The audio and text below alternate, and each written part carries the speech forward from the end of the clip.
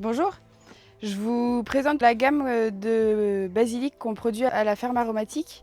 Donc on a le basilic petite feuille qui est assez fort en goût, le basilic grec qui est anisé, le basilic citron qui est citronné. Après on a le basilic tulsi qui est un basilic sacré qu'on peut utiliser en tisane et le basilic vivace. Les basilics, pour arriver à les garder longtemps, il ne faut pas que ça descende en dessous de 10 degrés.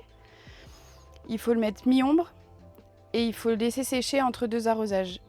Et le garder en pot, ça permet de gérer mieux les arrosages et qu'il sèche moins vite et aussi de pouvoir le bouger si jamais il y a un endroit qui est trop chaud, de pouvoir le remettre un peu plus à l'ombre. Le basilic vivace, il ne faut pas qu'il descende en dessous de 0. Et si on le garde au-dessus de 5 degrés, donc en le rentrant à l'intérieur, ça permet d'avoir des feuilles et des fleurs toute l'année. Et on peut consommer feuilles et fleurs. Pour le basilic, quand on le prélève, il vaut mieux couper les têtes, ce qui permet au basilic de se ramifier et d'être plus gros et d'avoir plus de branches, donc plus de feuilles.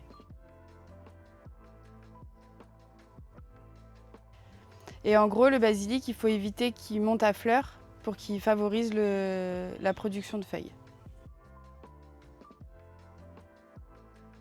Le basilic, on peut aussi le mettre en pleine terre. Par contre, il faut qu'il soit un peu à l'ombre. Et du coup, le schéma classique, c'est de le mettre entre les tomates.